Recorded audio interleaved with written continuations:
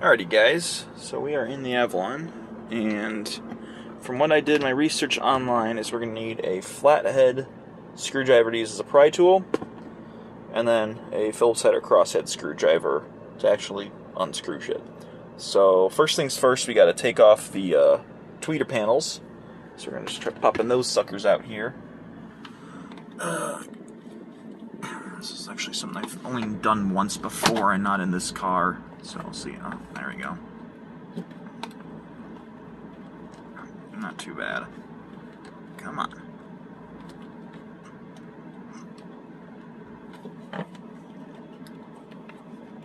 Nope, never mind. Doesn't want to come out. Let's try this. Be going from this side. Supposedly, it might be easier. It is not. And my exhaust is rattling like crazy. It's always fun. Back in. There. We are also testing out the LG Wing. Got his new phone finally, replacing the OnePlus 6T. So let me know how the image quality is. I'm using the gimbal mode. So you'll see if I shake my phone a lot and then hold it. It should keep pretty stable. It's kind of a neat little thing. I got it for $300. Here, I'm gonna just cut this when I come back to getting it off. Alrighty, so I just pried the crap out of it on this side, and it's, there we go, just pulls straight out pretty much. Now we can disconnect the little clip there. Just a little push clip. Let's see if I can get it with one hand. Maybe not. Got it. Alright. So that's our tweeter panel. Tweeters pretty much are mounted a little bit inwards, but they're nice tweeters, I'm not gonna lie. I very much enjoy them. So now, we get the other one out. So the trick with these suckers, actually I used two flatheads. So you can probably use one big pry tool. If you don't have a pry tool like me, just use flatheads. I just took two of them like that, shove them in, you pull as hard, or push as hard as you can, and it will pop out, and just pull it straight out forward. And you gotta get the other clip undone. Might need a little bit of assistance with an extra screwdriver. Nothing we can't handle though. Ah, come on, that thing really does not want to move. This one's a lot harder. There we go. Get the little clip off.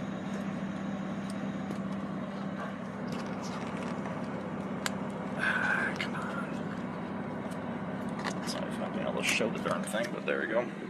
It's just a little push clip with your thumb. Alright, so we've got the tweeter panels out, and that's all there is back there, not too much. Close that door up, get some shade in here, because it is quite toasty outside for being like middle of January. Next up, we've got to get this little plastic piece off, and then this upper plastic piece off. Let's go get those done. These just need basically another pry tool, so we're going to use the flathead again. Some people did mention when they were doing this, they did break it, just to be really careful when you're doing it, so you don't break anything, because that would not be a fun day for me. And it is held in by just a shit ton of clips. We'll see what we can do. This might be a pain in the ass. Oh boy.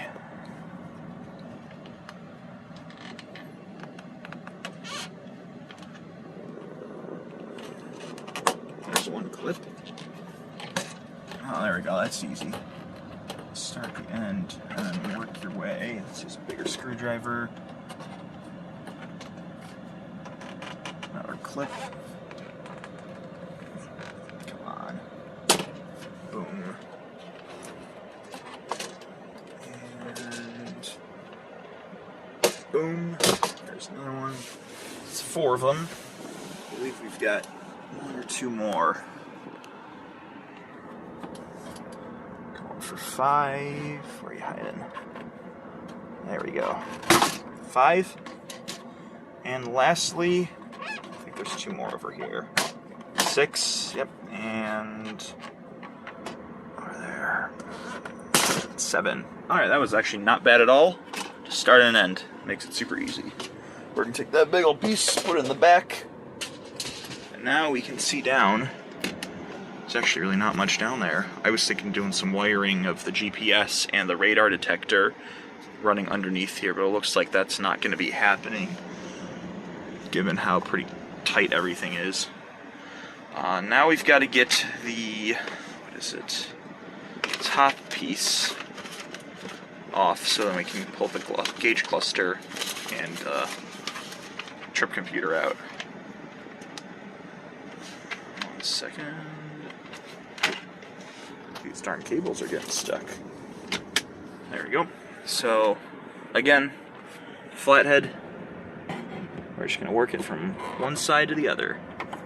There's a clip right there.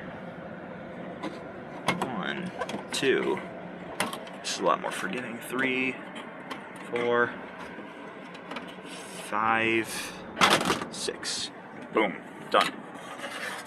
Another piece to the back. I'll probably clean those off when I get the chance before I put it all together. Alright, so now we've got our instrument clusters open, and there's these little pieces in the way.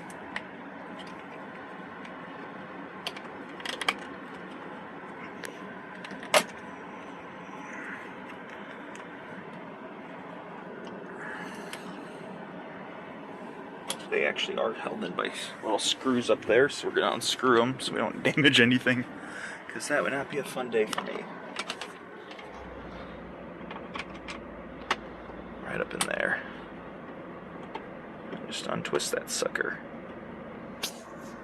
And 1 second.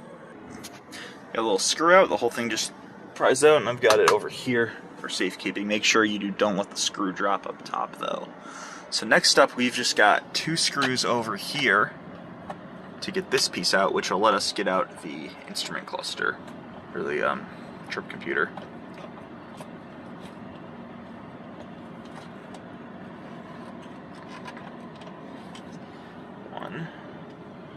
Are they the same screws? They are all the same screws, so don't worry about mixing them up.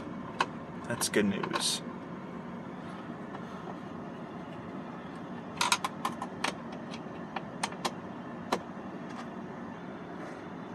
Screw number 2. And there are 2 more over here for the trip computer. The gauge cluster has its own separate one. You can kind of see in the middle. So we should need the top one and the bottom one.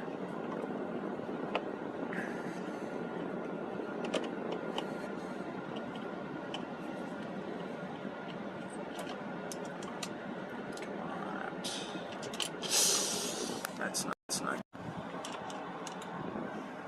Yeah, definitely use a magnetic screwdriver if you get the chance, if you can, because that will save you if you get in a bit of a pickle, like there.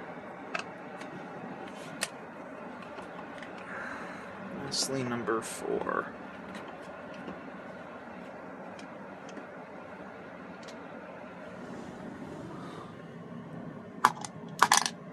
Alright, so that's the 4 main screws. I think we're going to start pulling this piece out. And I think it's just clipped in. I did not get this far in the video, I just saw how to get to here. But we are going to learn together. We'll clip a tab up there. I think if I push that down, it gets this whole piece out of here. I'll confirm for you in a minute. Alright, I stand corrected. So that was actually a tab piece to pull off the glass or plastic front.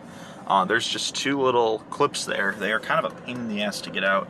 So you unscrew that side, you want to twist it away. So try to get the bottom one out first and then get the top one out. It'll be a lot easier. Beyond that, then we've got 2 more screws for the trip computer, and we're going to go get those out right now. Now that these 2 screws are out, and that these 2 screws are out, we should be able just to pull the entire gauge cluster. We're going to do the same method where we pull the bottom away first for clearance, bit tricky with one hand. And then the whole thing comes out, more or less. I've been informed that I believe there are 5 plugs back here, which, using my phone to see, they may be, I think they are correct, yes. So we're going to start by turning the car off now, just to play it safe. And we will start pulling out these clips, if we can get them. I'm going to need 2 hands for this. Got the trip computer out. And what's kind of neat is I guess you can just take the glass off, or the plastic cover off, and you can put like pictures in it, kind of like a little gallery thing. So I'm thinking I might do that. Or I'll put the GPS inside it if it fits. Let's find out real quick, actually, while we're at it. As it turns out, the GPS physically fits in there, but this piece is in the way. So if I could figure out how to pull this out, then I can have the GPS built into the dash, which I think would be pretty cool. We'll see about doing that. In the meantime, we now have our lovely trip computer. And we need to replace that bottom light, which is that sucker right there. Which is actually, these are Toshiba lights. Interesting. Because Toshiba does not sell these lights, the only way to get them is from Dorman. And there's our burnt out light, and you can see, oh, hang on. Don't know if I can get it close enough, but the light is absolutely destroyed inside, so we need a new one. Luckily, that new one is in this giant box right here. So we're going to go put the new one in, put it all back together, and see if it works. Alright, so we got everything plugged back in. The big test now. Does that light up? Oh yeah, it lights up. Beautiful. If we go to night mode, it does appear. Can we adjust it? Oh. It is adjustable. Awesome. I know it's kind of hard to see on the screen, but we know it works. That is great. So now we can put everything back together. My bad for honking the horn. We'll just yell at them and call it a day. So we're going to put this back together. I'm not going to put the gallery piece back because I'm going to see if I can get that GPS unit wired up. If I can, then awesome. If not, we'll just leave it open until I can figure it out. So let's get this sucker back in real quick. And mission success, guys. We have the light back in. We've got all the panels and trim pieces in. Tweeters are hooked back up. And we are ready to roll. Look at that beautiful 147.5 thousand miles as the oil changed this morning. Still at 0, but it's been 1.2. So we're going to just reset it all together. And yep, there we go. Hope you guys enjoyed this. I have no idea how long the video is going to be cut, but enjoyed the video. In the meantime, I'll probably see you guys soon when I work on the project headlights, if I get around to that, or getting the fog lights cleaned up, and then demoing the spot shot can, which I have used on this floor, and it has worked quite well given how many stains there were beforehand. It was pretty brutal before. Now it's, you know, there's a difference in the carpet, but honestly, most of it is just inconsistency in the carpet being one way. You know, there was a huge stain there. That's still there, but I'll show you guys in an action when I do the floor mat, that floor mat, and then the actual floor mat for over here. In the meantime, thank you guys for showing up, and hopefully I'll see you guys in the next video. Y'all take care.